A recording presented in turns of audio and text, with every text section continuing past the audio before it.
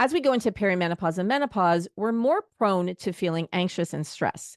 And I have a couple of surveys that shows that these results are accurate. So for example, in our signs and symptoms survey that we now have over 4,000 responses, actually closer to like 4,300 responses, we know that anxiety is the fifth most common symptom of perimenopause and menopause, with women in perimenopause being more anxious than women in menopause, although it's pretty high across the board. We also know that according to another research survey that we did, which is our anxiety research with over 1,200 responses, that 66% of us are more stressed now than we were before we got here. And we're less able to cope with stress. So today we're going to dig into some reasons as to why that is. Why are we more stressed now than we were before? And we're also going to talk about some ways that we can help to relax ourselves. So I'm excited to introduce our guest to you. But before I do, I'm just going to do a quick intro as to who I am. I'm Andrea Donsky. If you're new to my podcast, I am a menopause educator, menopause researcher, and a nutritionist for almost 20 years. I'm also the co-founder of wearemorphus.com, a company that helps to empower you to take control of your health and symptoms as you go into perimenopause and menopause. Today I'm speaking with Dr. Navaz Habib. He's the best-selling author of Activate Your Vagus Nerve and the newly released Upgrade Your Vagus Nerve. He's also the host of the Health Upgrade podcast. After graduating as class valedictorian from the Canadian Memorial Chiropractic College in 2010, he went on to practice as a traditional chiropractor for years until he used the power of functional medicine to transform his own health. Dr. Habib is the founder of Health Upgraded, an online functional health consulting clinic supporting optimal health by elevating the awareness and function of the vagus nerve. Now, here's Navaz. Welcome back to Menopause Reimagined, Navaz. It's an absolute pleasure to be back. Thanks for having me. Well, I hear you have a new book out, which I talked about in the introduction, and I would love you to tell me all about it because I know we talked about your other one last time you were on, but let's talk about the new one and what inspired you to write it. Absolutely. So the last one came out around 5 years ago, and I've had a lot of learnings. I've had a lot of patient interactions. I've had a lot of time to work with people and to uncover some new patterns that I found were present, very much focused on understanding what caused the vagus nerve to break down in the first place, looking at patterning, looking at different types of stress that have affected people in certain ways. And so it just became this thing that I needed to get more info out to people, because the first book was wonderful and great and has, really affected a lot of people in a very positive way. I still get these Instagram tags with people reading the first book, which is really quite nice. Amazing. And I find that to be a wonderful introduction. But if you're looking for kind of next level, you're really interested in taking that next step with it, I think this book is the right one. And that's why I had to do it, because wonderful we were able to affect the foundation, but what can we do after? Because a lot of people are suffering from a lot of different conditions. And I really want to help people uncover why the vagus nerve is so important and how we can make it really work. All right. So we're going to start from the beginning. We're going to go back and we're going to talk about what the vagus nerve is, stress, all of those good things. So for those who didn't listen to the first one, it would be, would be like they didn't miss out on anything. So let's start from the beginning. Totally. So the vagus nerve, and we'll do a nutshell version right now. Yep. The vagus nerve is your 10th cranial nerve. So we've got 12 pairs of cranial nerves. What that means is these are nerves that are starting off in the head area. They all kind of branch off from the brain stem. And that's kind of our first primitive brain. That area, the brain stem, is where brains kind of evolved from, and that's where our brain eventually we built a bigger forebrain and became human. But in terms of overall function, what we really need is this brainstem area. And there's 12 pairs of cranial nerves that come out of that brainstem area, and the 10th pair is the vagus nerve. And this nerve comes down to essentially do something different than any other nerve does in the body. The vagus nerve is unique in this particular way. It's called vagus because it comes from the root word of vague, which means wandering or wanderer, meaning that it literally goes to almost every single organ in the body. And up until the descending colon, which is near the end of the large intestine, every visceral organ in our body has a direct connection from the vagus nerve. Okay. It's unique. There's no other cranial nerve that does anything like this. It's the control point for the rest, digest, and recover part of the body. And that rest, digest, recover system requires the vagus nerve to be working in order to get those signals to every organ in the body. If those signals don't get there, then our heart rate can't be brought down. Then our lungs aren't going to, we're not going to get a great stretch response from our lungs as to how much air is coming in or what state that is in. We're not going to get great signals to the stomach, to the intestines, to the pancreas, to the liver, to the kidneys. Those signals need to get there in order to tell the cells in those organs to be less stressed, to turn on when they need to turn on and when to turn off as well. And so this all comes down to a balancing point between this rest, digest, and recover system, which we just talked about, which runs through the vagus nerve, and the counterbalance to this, which is the sympathetic nervous system. And this is what we generally know as the fight or flight system. I also like to call it the engage system because it's a good system. We need to have it. I like to do a very simple breakdown of these two sides. And they're not like a seesaw where one is up and one is down. They both can function at the same time. We don't necessarily always want that, but there's situations where both might be required. And so I like to think of the pedals of a car. We've got the accelerator, which is the go, get somewhere pedal, and that's going to be the sympathetic side. The engage, fight or flight. And then we've got the brakes, and the brakes are the vagus nerve and the parasympathetic nervous system, and that's going to be the rest, the slow down, the recover. Digestion can only occur in this state. And so we can push each of these pedals one at a time, or could be done together in certain situations that can be helpful. But in most situations, we want to be on one or the other. Yeah. And if we're on the accelerator too much, the car can become a danger to society. It becomes a danger to the people around us, to the cars nearby, to the pedestrians that are crossing the street. We can't be on the accelerator all the time. Never stopping. It's always engaged. Yeah, always engaged, and to the point where it becomes dangerous to everything around. And where that becomes a problem is when it risks the safety of those around us or ourselves. Right. And what we want is that counterbalance of being able to slow down and control that engaged system. And most often, we're living in a situation, most of us now, where stress levels are very high, right? We're all dealing with the same inflation, and we're dealing with the same challenges with relationships. And many people have suffered from different traumas and whatnot, which we'll get into and talk about the different things that can cause the vagus nerve to become dysfunctional in the first place. But how our body responds to stress is always by pushing that accelerator. And what we need to do is learn to push the brakes really effectively. That's not something that's taught to us. We're not generally taught to get ourselves into that rest, digest, recover, vaguely activated state.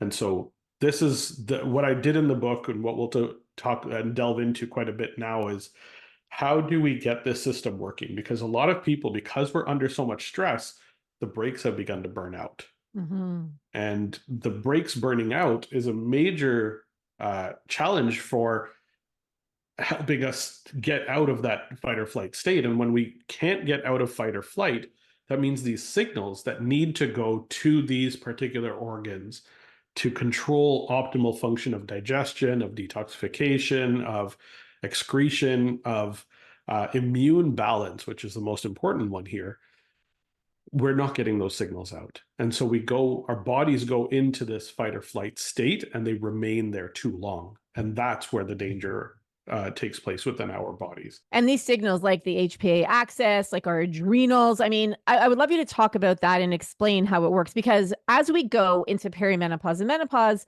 our adrenals take over making a lot of the hormones or the precursor hormones. And when we're going into this stage of life already with adrenals that are like, they're like tired, and they're like, are you kidding me? Like, now I actually have to work harder. Like, I would love you to explain how it works, because it is so crucial, ladies, that we understand how to stimulate that parasympathetic part of our system. So I'm going to hand that over to you so that you can explain how it all connects. I just saw an image. It was at a conference that I was just at, talking about the 5 years prior to menopause, so that perimenopause period, approximately, and postmenopause, and the difference and the fluctuations of hormones and what occurs there. And it looks like an absolute intense roller coaster in Mm, terms of estrogen, it is. progesterone up, and then knocking right down, and FH and LSH, or FSH and LH, excuse me, LH. going up, and then remaining high in the postmenopausal times. And I can only imagine, literally, what is going on in your bodies when you're in this perimenopausal state, because this dysfunctional or dysregulated hormonal pattern is going to drive a cortisol or a stress-based response. And so the response will always be excess stress.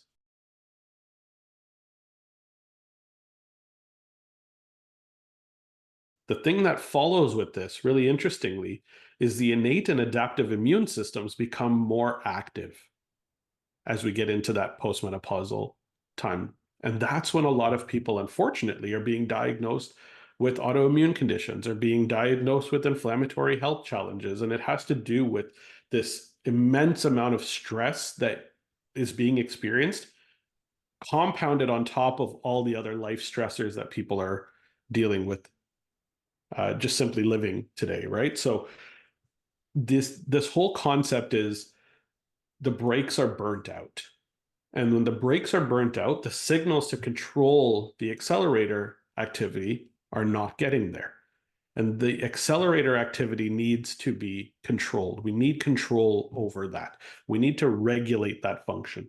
And this postmenopausal state is a really challenging one to deal with. Now, I've talked about the vagus nerve as the component that goes down from the brainstem down to the body.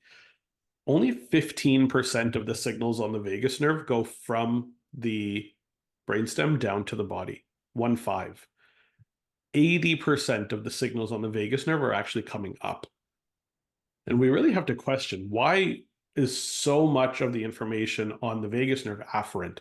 Why is it coming up from these organs going up to the brain?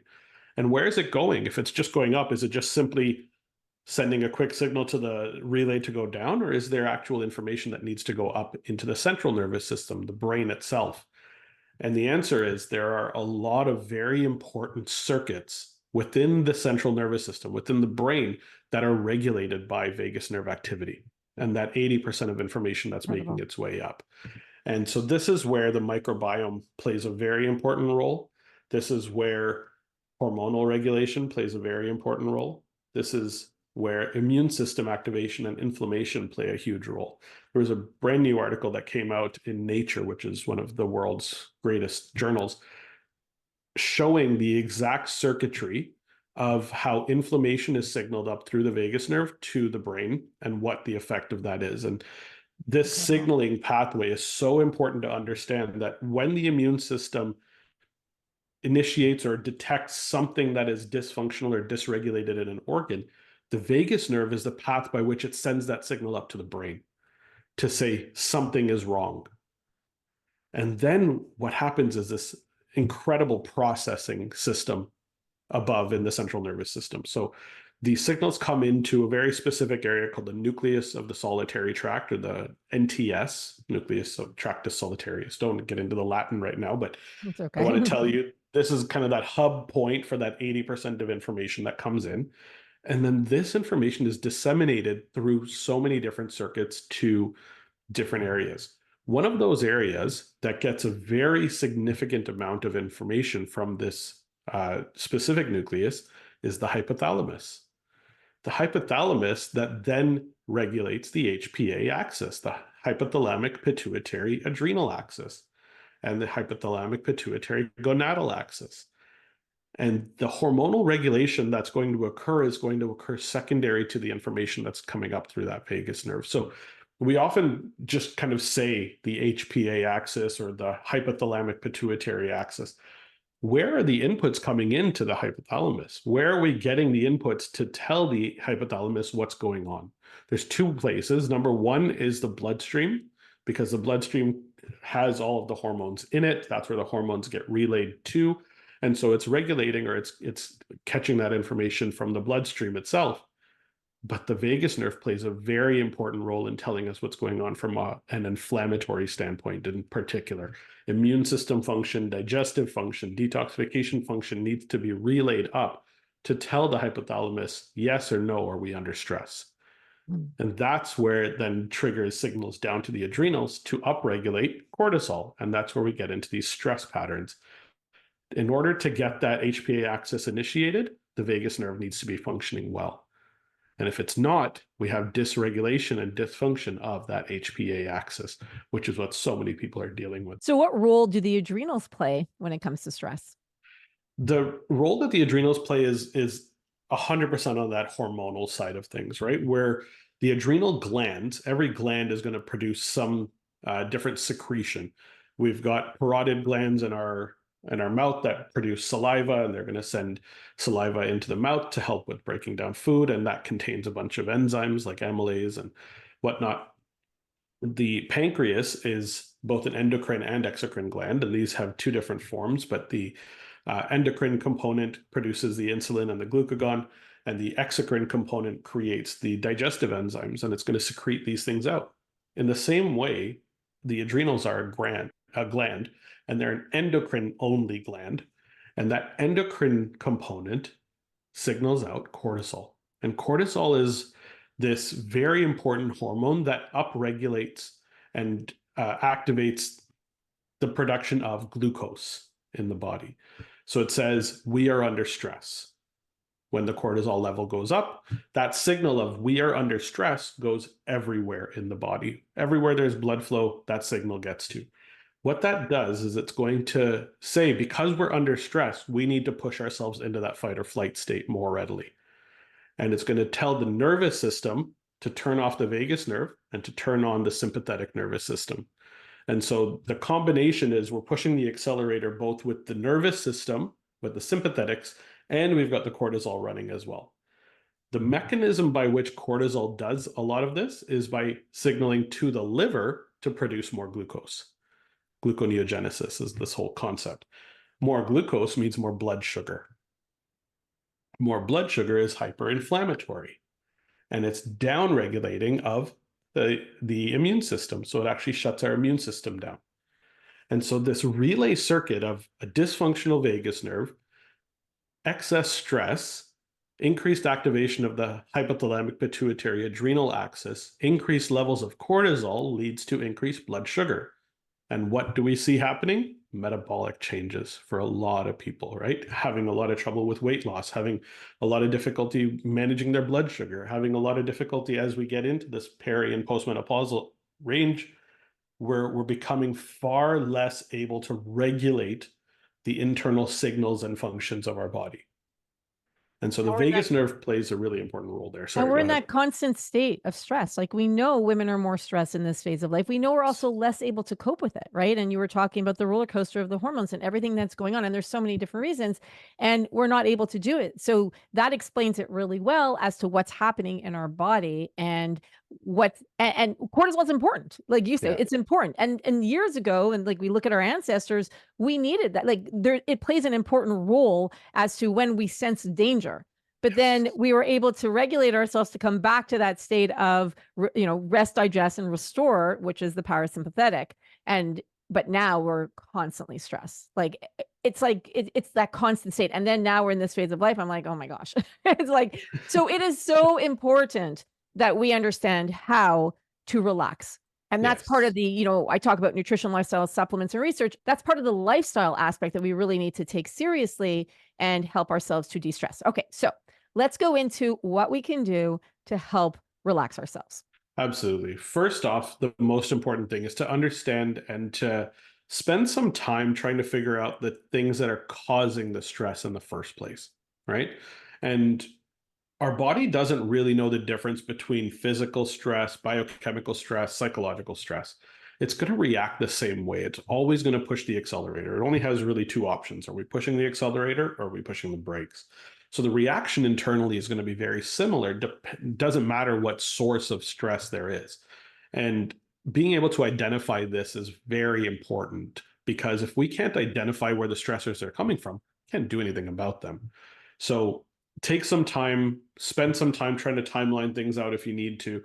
Understand, was there some sort of psychological stressor? Were you potentially in a car accident? Was there an incident where you had a slip and fall injury? Were you exposed to some sort of mold or Lyme disease or something along those lines, right? Was there some sort of biochemical toxin that might have entered your body in a way that affected you from this stress standpoint?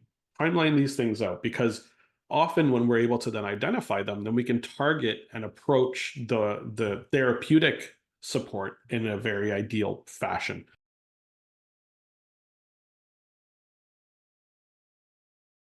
This is where functional lab testing, I feel, comes in really handy, particularly on the biochemistry side. Understanding what's going on with the microbiome through really good stool testing, understanding what's going on at the cellular level through organic acid testing or tools like that, Yeah. understanding the hormones as well to see what the current reactions are. I'm a huge proponent of the Dutch test. I think it's a great tool to help identify where we're at. Me So too. these are wonderful ways to identify the source of some of these biochemical stressors. On the psychological side, think back, were there some adverse childhood traumas? Was there an incident that you were potentially the victim of a crime or some sort of challenge emotionally with a parent or with a loved one, right? These are important things to timeline out, because they, in a psychological sense, scuff the lenses through which we see the world, or they create this cloudiness by which we don't see things in a very clear, objective fashion. It's very subjective, and it changes how Yeah. we look at things. And so that's an important area to look at. Hmm. And then, as much as is possible, obviously, look at your daily stressors, right? The relationship stress that you might have with your kids or your spouse. What are the financial challenges that you might be experiencing? Or is there a way to eliminate some of that stress? What about the stress of like just taking care of the house? And I know I'm folding laundry like 4 times a week, which is a lot of fun, and dealing with a lot of the challenges of just day-to-day life. And then look at what you are doing to remediate or to fix those stressors. Are you taking care of yourself? There's Huge. a really great rule of life from Jordan Peterson, number 2 of his 12 rules for life, which it says, treat yourself. It's up here. Treat yourself like someone you are responsible for helping. Mm. And It's so true. most moms, most uh, women that I speak to that have had these challenges, that are going through these menopausal challenges, most of them don't. Most of them beat themselves up. They hold themselves to such a high standard that they should be capable of handling everything. But you understand and you're compassionate to the strife of others. But we don't give ourselves that compassion. We don't give ourselves that leeway. Isn't that such a common challenge that we have to deal with? We have to start to give ourselves that runway for our own sanity, for our own health. That's such a good point, and that's something that I really try to talk about a lot with our community, because self-compassion, self-forgiveness. I mean, how much, how many dis-ease will come out of not forgiving, right? And that doesn't mean not only not forgiving people around you, but not forgiving yourself. So one of the things that I've been working really hard on since I'm in menopause is really forgiving myself. Like, we're not perfect. We're all works in progress, right? And if I say something or I do something, I'm like, oh, okay, it's not so bad. I'm making it much worse in my head than it actually is, right? So really learning to forgive myself in particular. I've already worked on the others, but working on to forgive myself has been a huge component. So I'm so happy you talked about that.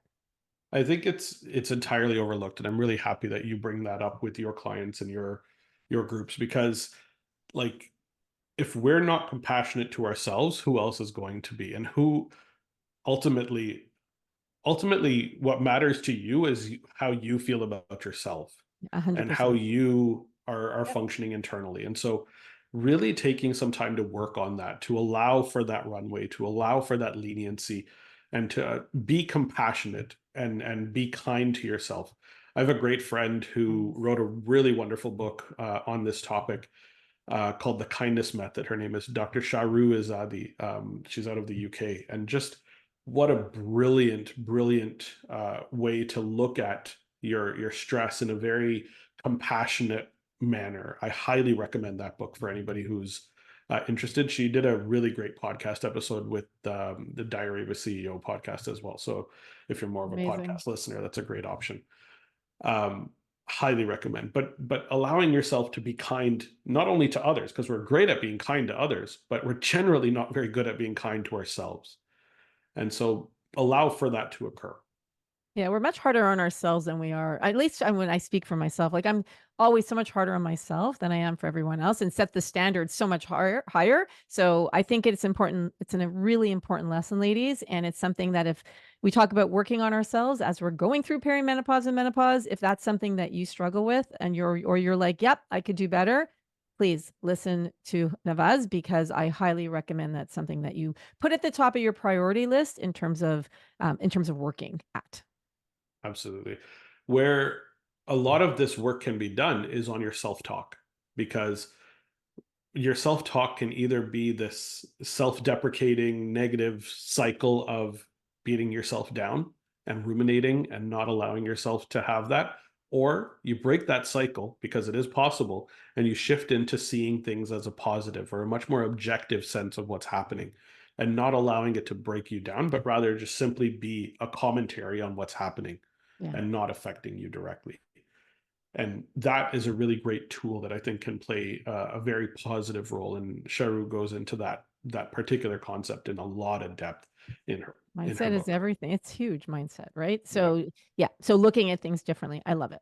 What else can we do? So we've looked at those four major sources of stress. That's great.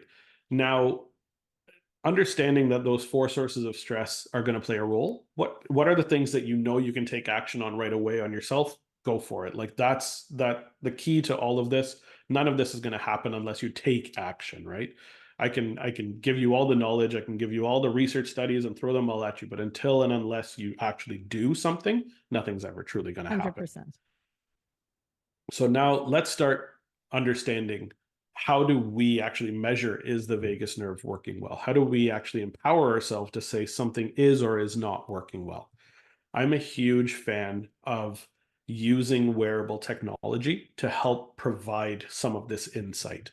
I think there's a huge amount of data that's popped up, and these wonderful algorithms that are popping up with each of these devices. They're all going to be a little different. They're all going to have their unique positives and negatives to them. I don't use wearable device data as diagnostic or as a reason to beat myself down, but rather as a trend marker to see where I'm at. Be really careful with this, because we can often say, oh my God, my HRV is so low and this is the end of the world and da da da. And in reality, it's not, because there's a lot of genetic variances. There's very specific things that are going on in each individual. We don't know what the stressors are. Until we do, we can't make real changes in there. And so taking wearable device data and using it in a positive way to create new habits, to create new positive trend lines, that's what I want to use wearable device data for. I I'm a love huge that. fan of different ones. So I am too. I love it, and I wear one all the time. And I'm going to add to that is, don't compare yourself to others and to others' data. Which one do you wear? So I wear the Aura Ring, and now I'm starting to. Oh, you do. And I I have just got five and a another half one years too. of data with this guy. I I love love it. it. I know. I also have quite a few years of data on that. And then I have a few other ones that I wear as well. And I'm also going to start experimenting with the Apollo Health, with the Yeah. device to help. So, and I'm going to have the CEO, because we're going to be working with them as a partnership. So I'm really excited to dive deep into that and to understand how that also helps with HRV and relaxation. And I do want to talk, you mentioned HRV, heart rate variability. Yeah. We're going to talk about that. So if you don't know what that acronym is, we're going to get into that. And then I'm also going to post a link to our first interview that I did with Navaz, so you can listen to that as well. All right. Yeah, So there's going to continue. be more there for sure. Yeah.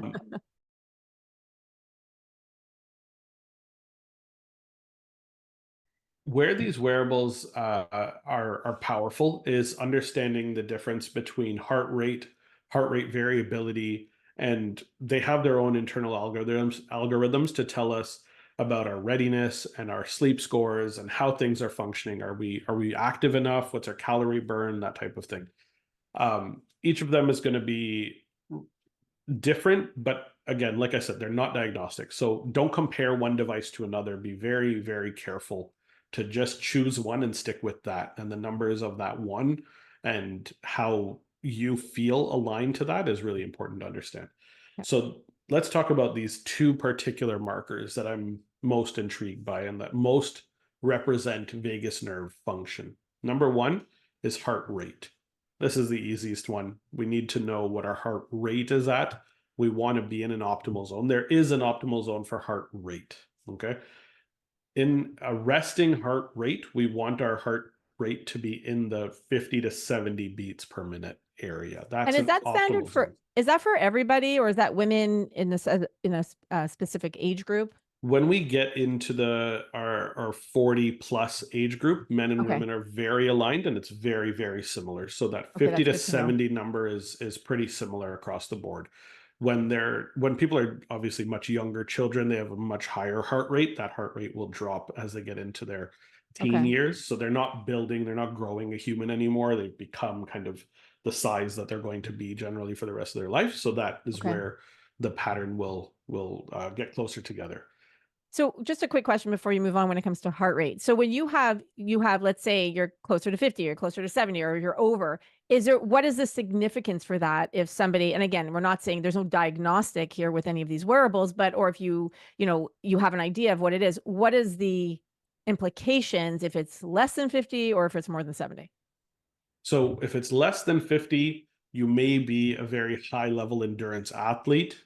This is not a concern. I've had patients in the 40s or even high 30s. They're very, very high level endurance athletes. What that means is their hearts are beating very efficiently. Okay. If you're not an endurance athlete and you have a heart rate in the 40 or 30 zone for your resting, go see a doctor. Something is not right. Okay. So lower is not great. That's called bradycardia. It's just really slow heart rate, and something is not exactly right. Most people won't be in that zone. Most people will be a little higher.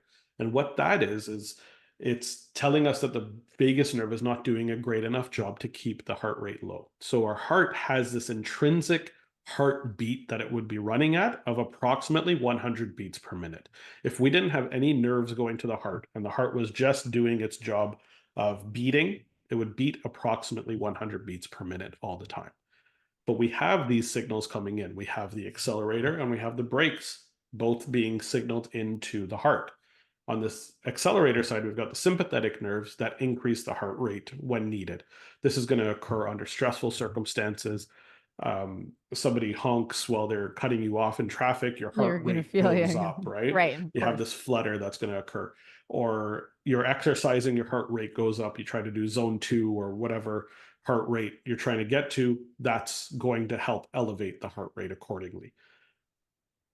The job of the brakes is to slow it down. The job of the vagus nerve is to do exactly that. Slow the heart rate down to get into that 50 to 70 zone. Okay. Okay. If we're above that 70 number, generally, without exercising at the resting area where we shouldn't be that high, that's where we know that the vagus nerve is probably not sending enough signals effectively to keep us in that calm zone. And when you say resting, you're talking about like it's the overnight, what the Exactly. okay. Like an Just want overnight to make resting heart rate, just or want to make even sure. just like you've been sitting on a chair for 10 minutes, then you check your heart rate approximately. That should be where you're at. Okay. Okay. Okay. Another one that's tied to this, heart rate recovery, and that's how quickly does your heart rate come down after exercise. So generally when we exercise, we're going to get our heart rate up to a certain level. The way to measure this, if you're using a wearable device, is right at the end of your workout, check what your heart rate is, and then check what your heart rate is 1 minute later. Hmm.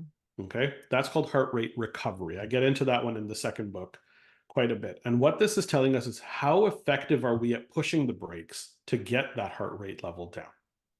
Okay, after we've been pushing the accelerator for a period of time, And this however is long that without workout is. doing anything? This is just literally like you finish your workout, sit for a minute, and then see? Is that That's it? exactly right. So Okay. you're going to have your wearable device that says, okay, my heart rate got up to 130. Yeah. Wonderful. Okay, now 1 minute later, I'm sitting at 104 or something like that. Okay. Okay, so you're just looking for that recovery time.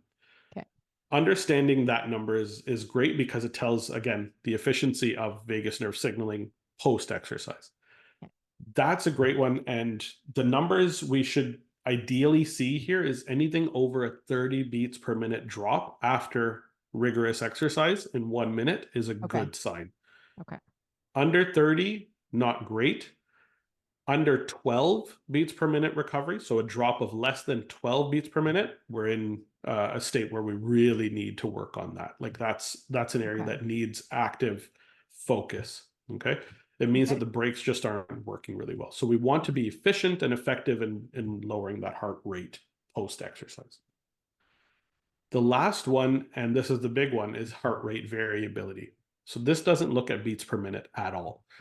It's completely separate. It's looking at the number of milliseconds between beats of the heart and the variance that occurs averaged over a period of time.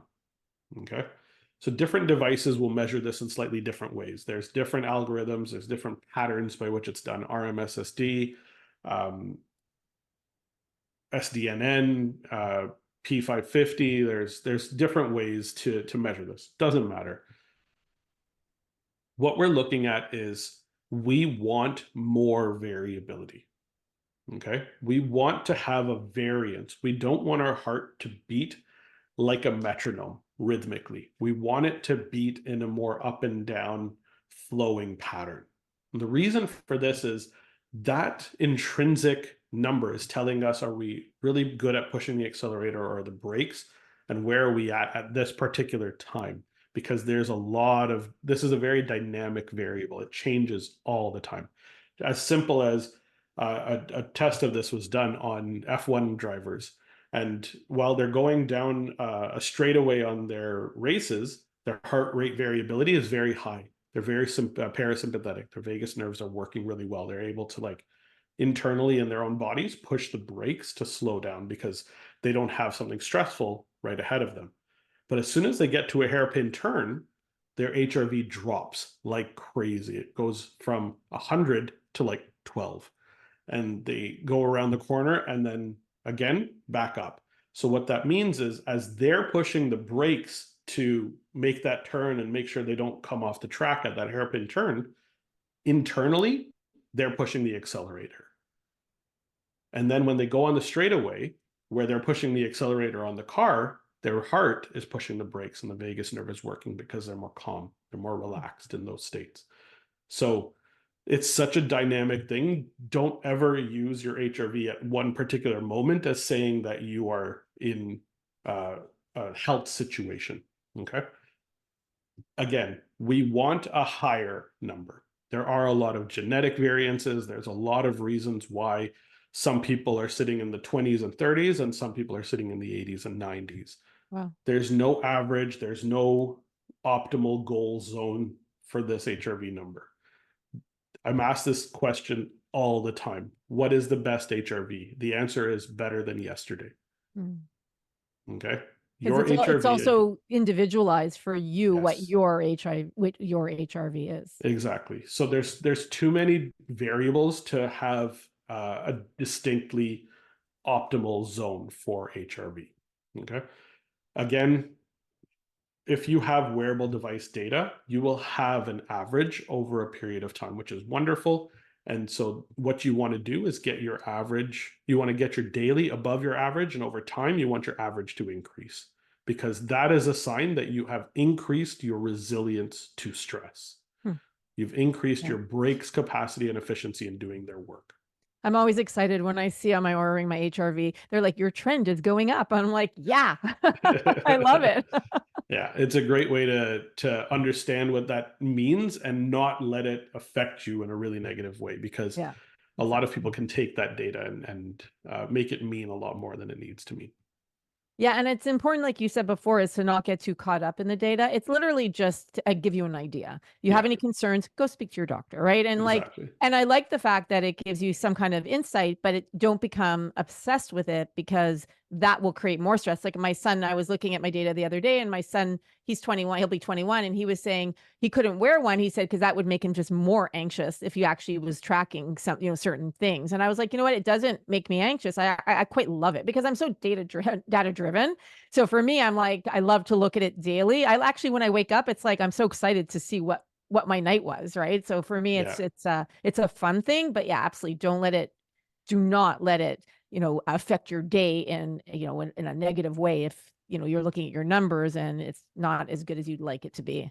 Yeah, exactly. We have these optimal kind of desires, and I don't want anybody to feel like there's Yeah. anxiety around not hitting a specific goal or target. Yeah, Okay. exactly. So that kind of covers the heart rate recovery, and then heart rate variability piece. We want more variability because that means that the accelerator and the brakes are being pumped at reasonable amounts back and forth with one another.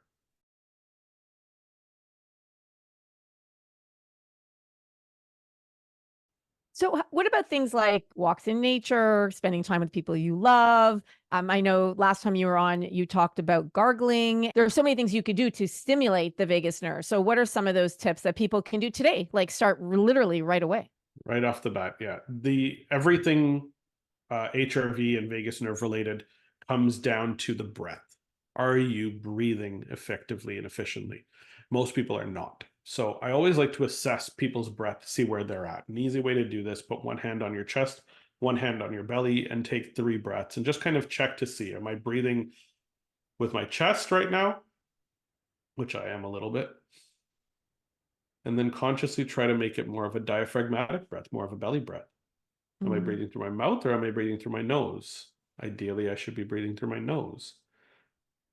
Am I taking longer inhales, or am I taking longer exhales? Ideally, you should be making longer exhales. Exhales. Yeah. As we inhale, we're pushing the accelerator. As we exhale, we're pushing the brakes. What that means is the amount of time that we spend in an inhale versus an exhale dictates which one is working. So longer exhales means more vagus nerve time, and it's actually slowing us down. And that's a huge, huge tool that a lot of the exercises and tools that we'll get into are heavily focused on: is, are you breathing effectively, and are you exhaling during this time where that thing is effective? So we'll get into that. I love that. So I'm a coach on my daughter's basketball team. She plays rep basketball, and I'm in charge of warm up. I'm in charge of deep breathing before the games and mantras, and we do all of these like cool, walks of like, feeling great. And when I do the breathing with them, so the girls they already know the drill, and we tried inhaling for 4 and out for 8, but it didn't work as well. So they're like, too long, too long. So we inhale for 3, we do one more breath in, and then we exhale for 6. Yeah. And every single time, and this is how we know it's working, is the girls yawn. It's like Yeah. incredible. So they're all nervous before the game. They take their breaths in and then they exhale. And as they're exhaling, they're literally yawning. So Yawning. we call it getting the yawns out. And that is what it is. Like, that is seeing it in action. It's the coolest thing. Yeah, that is one of the coolest things, and I'm glad you got to see it happen in person. And I'm also really happy to hear that you've not only incorporated this with your daughter's basketball team, but also adjusted it to make it work a little better, because 8 seconds is a long exhale. Don't get me wrong. It's a long time to be in an exhale. Most people, their breath rates are somewhere between 12 and 14 respirations or breaths per minute. You go down to this 4-8 or 4-7-8 breathing pattern, you're getting down to like 4 to 8 breaths per minute. So you're significantly slower and more delayed. And so 8 seconds in an exhale for a lot of people is very difficult, and And they're rightfully only so. 13, so it's Yes. hard for them. So we adjust, we adjust, and then they Exactly. just tell me what they want to do. But it seems to be working. The 3, 1, and then out for 6. It Yeah. seems to be working well. I love it. And that's great because it's also a great way to prep them to mentally be in the game. They're cognitively present and focused on the game because they've shifted their state. So just to dig in on this a little bit, when people are in a performance like a sport performance zone, you'll often find the people that are the highest performers are really good at breathing under those stressful circumstances, right? So we're both in Toronto. We can talk about the Jays a little bit. They're not doing as well as I would like. I'm a big fan, but I would love for them to do a little better. But you'll often see when Vladdy is hitting well, he's breathing effectively. And when he's not, his breath pattern is a little off, right? What they're doing, they'll often take a breath, exhale, and then swing. Or when guys are on the mound and they're pitching, we've got Kevin Gosman, we've got all these great pitchers. They often will stand, get ready, exhale, and then throw the pitch. And that intense exhale puts them into a state where they're not excessively driven, they're controlled, and they're in this high functioning vagus nerve activated state where they can engage but still be under control. I love that, because one of the things I taught the girls, and they've had the same team, it's about 3 years now. She started playing 3 years ago, and when she was 10. And one of the things we do, and we've ingrained this in the girls, is they're going up and they're taking a free throw. What's part of the routine?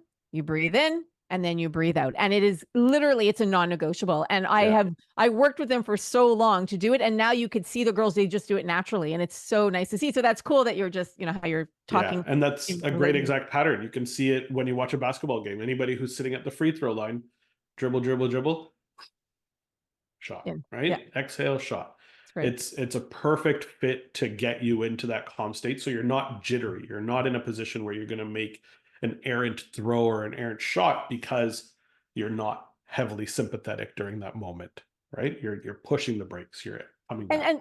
And ladies, for all of you who are listening, you could do this for anything at any time. So whether you're if you're stressed about something, you're nervous about something, you're about to do a talk, you're about to engage in an activity, anything that you're doing, take your breath in, hold it for a second. If you can take another breath in and then breathe out and do the same thing. So it's not just for athletes, it's literally for anything that you're doing in your life. I love that you've brought up this concept of the physiological sigh, which is the breath, second breath in, and then the exhale. Dr. Andrew Huberman, who's obviously very famous for his podcast and whatnot, but he'd just gone on Jimmy Fallon and he did this awesome physiological sigh pattern with the entire audience. It was a really cool thing. But how he showed it was exactly that. Deep inhale, inhale again, and then an exhale. And that physiological sigh is something that has been shown to really heavily impact and calm people down. It's such a cool vagus nerve hack and optimization tool that we can utilize in those stressful circumstances. So in, out, really, really wonderful tool. So I'm glad that you're doing that. And like you said, any circumstance, any person, you don't need to be an athlete or performer to utilize this tool. When you feel stressed, if you learn to breathe effectively through that stress, you're going to be able to overcome it. It's an across the board I love it. Answer. One of the things that I find that helps me is also mantras. So yeah. So for those of you who are listening on our podcast, you just give the big thumbs up, but explain how mantras work. So I'm going to give you the mantra that I like to say when I'm in this state of stress, or let's say something happens and then I get really anxious. And this is something I learned from social media. I didn't come up with this, but as soon as you feel that, and Navaz, I want you to explain how that works and how it affects the vagus nerve. So the mantra that I love is, write this down, put it somewhere, is all is well. Everything is working out for my highest good. And out of this experience, only good will come and I am safe. And I'm telling you, it works. Are you thinking it or are you saying it? I am saying it. So I'm saying it out loud. Or you can say it out loud. I can say it out loud. I mean, you can say it it depends if you're in a busy area, you may not want to, but I say it out loud. And if I'm alone or something triggers me, and I will repeat it until I start to feel that relief. And even if you don't believe it, and even if you're like skeptical, just do it because it really does work. And I want you to explain why it works. There's a couple of reasons why. So what you're essentially doing is you're getting into like a meditative almost state, which is really wonderful. And as you're saying your mantra, you're vocalizing. Vocalization is one of the best ways to get your vagus nerve working, because for the math people out there, I talked about the 80% of information that's coming up from the body up to the brain via the vagus nerve, and the 15% that's going down, there's 5% missing. 4% of the information on the vagus nerve is actually motor to the pharyngeal and laryngeal muscles. What that means is the muscles at the back of the throat that keep the airway open and the muscles that are around the vocal cords are all innervated by the vagus nerve, only the vagus nerve. When we vocalize, when we create phonation, when we create sound in our throat, in our voice, and we actually get that voice out, that vibration pattern is actually initiating vagus nerve function. That's why humming is so good. Humming, gargling, singing, phonation, all of those tools, creating sounds with your throat is so effective. And so the concept of mantra, because it's very uniquely personal as well, because each individual can have their own and there's not a specific mantra that everybody should be using. A lot of it is tied simply to the concept of phonation, or that vibration that's created in the space there. We're going to go a little woo-woo here for a moment. I love woo-woo. Bring it on. I love it. What else is located in the throat right near the larynx, maybe a little bit anterior to it, kind of in that zone? It's the thyroid. How many people have thyroid issues? How common is hypo or hyperthyroidism? Very, right? and especially for women in perimenopause and menopause, very common. This area is known as a throat chakra. And one of the most interesting things that has ever been brought up to me on this idea is when people are unable to vocalize their stress or vocalize their intent and get that out, it creates backup in their throat chakra. And their throat chakra is linked to their thyroid. Imagine that potentially, and we're going woo-woo, there's no science here to prove any of this. The concept of not being able to vocalize may actually be causing a lot of the backup and the challenge in the thyroid. Isn't that such an interesting, unique kind of process to think about? So interesting. And you know what? Like Louise Hay. If you look at Louise Hay and how emotions, everything, how every disease starts with the emotions and then goes to the physical, right? The emotional part and then goes to the physical part. And it makes sense though, right? So the chakras, the different areas that like that's why I love wearing blue a lot of the time. You'll see me often wear blue. Blue is the color of the throat chakra. So I mean, it's woo woo, but I love this stuff. Like for me, because we're so interconnected. It's not only the physical, there's the spiritual, there's the emotional, like it is, right? Mind, body, and spirit. So I do believe that there's so much out there that we don't know about. And, you know, for me, I'm happy that you tied it into the spiritual component. So thank you for doing that. You brought up Louise Hay. I'm going to tie it back a little bit further. That emotional component, what often is affected is this feeling of safety. Safety is the driver of vagus nerve function. If we do not feel safe, we cannot turn our vagus nerves on. This is known through a very, very unique theory called the polyvagal theory. If you've ever heard of it, or if yes, I anybody's have. listening out Mastin there. Kipp. I followed Mastin Kipp, and he talks about polyvagal theory so much. Yeah. Yeah. And so Dr. Stephen Porges was the one who developed this theory, wrote the books on it. Really, really wonderful stuff. All of it comes down to the concept of safety. You can only turn your vagus nerve on when you are feeling safe. Okay. At least on the ventral vagal side. So if you get into the depth of his book, there's a lot in there. But safety is a driver of ventral vagal activity, which is where we want to be in that rest, digest, and recover state. And if there's nothing else you take away from this, we cannot heal in a sympathetic state. Our bodies can only heal when our vagus nerves are turned on and we are feeling safe. So how does somebody know? So they're in a state of anxiety, something triggers them and they do their mantras, they do their singing, their humming, their gargling, whatever it is. How do they know? Or is it the yawning? Like, how will they know that they are now relaxing? They're in the parasympathetic and they are relaxing their vagus nerve. I think for me personally, it comes down to this feeling of just sheer calmness around me. And I love because your mantra ties to this, right? In your mantra, you said all is well. All is well is tied to this concept of safety that there is. Yeah, that safety piece is so important. And for me, like I'm a parent, I've got 2 young daughters, they're 7 and 3, and you know, they always something will pop up and they become riled. It's a lot of fun to, you know, parent these young kids. Safety is this constant driver. Like I'll always come back and you'll notice there's certain situations in which they feel very safe, right? When they something is wrong, they want a certain parent. They want to be cuddled. They want to get that hug or go to that specific person who makes them feel safe.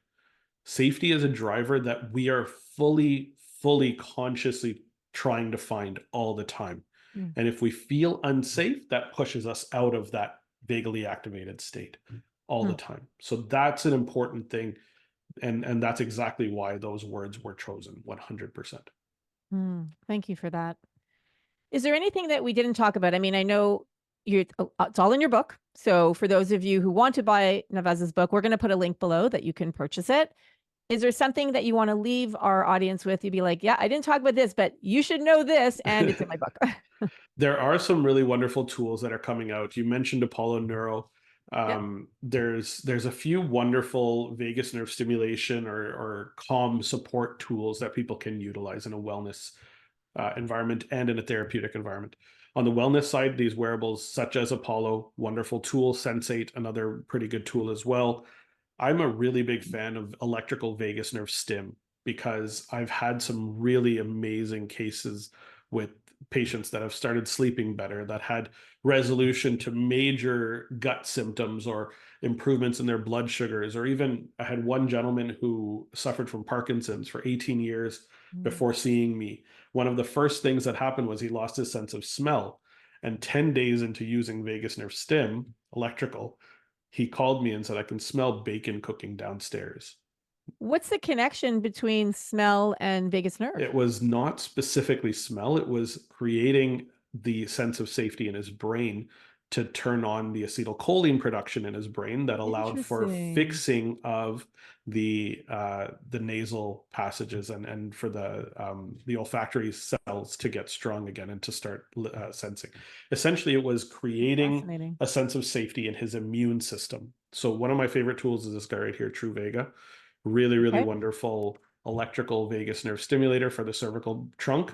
I'm a big fan of this guy. It's it's a home device that you could get that. Okay. I'm going to reach out to the company and see if we can get some kind of discount, or is it your product? I will connect you. You'll connect me, please. And it'd be great if we can give a connection for sure.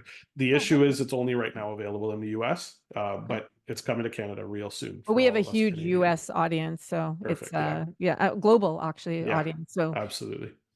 So that's interesting. Okay, thank you. Yeah, so we'll put a link below, and hopefully they could give us some kind of discount, maybe for our audience. Absolutely. We'll see if they'd be open to that. That would be awesome. I love it. Well, thank you so much. It's always such a pleasure to talk to you. You're so much fun to interview, and I appreciate you coming on. And congratulations on your book. And I hope that it does incredible. We all need to relax. We all need to relax more. Oh, so upgrade, pick it up again so everyone can see it. If you're watching on YouTube, you could see the book, Upgrade Your Vagus Nerve. I love it. Control inflammation. What does the bottom part say?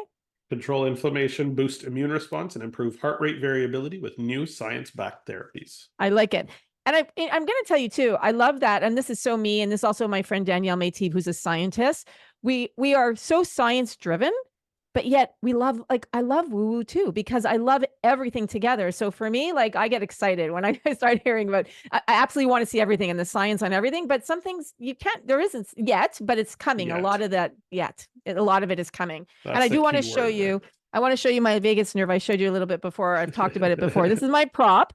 So I did a TV segment on City Line back last fall, and I talked about the vagus nerve. And this was a little prop that I made. So you have your little colon here. It goes up the spine, right to the brainstem. I love it. I have my little Halloween prop. So it works. I absolutely love it. It's the best. Thank you so much. And good luck. And best of luck with the book. I'm so excited for you. Thank you so much. I hope you enjoyed my interview with Navaz. He's awesome. And any way that we can help to relax ourselves more is so important. And his book will teach you so many different things over and above what we talked about on the podcast today. So if you enjoyed it, please share it, because the more you share shows you care. And please leave a review, because I love reading them. But also when you leave a review, it actually tells the algorithm to send out our podcast to more people. So the more people we reach, the more people we help to educate, and the more women that we reach in perimenopause and menopause who can use our help. So I'd be super grateful. Thank you for spending the last little bit with me. I appreciate you, and I'll see you at the next interview.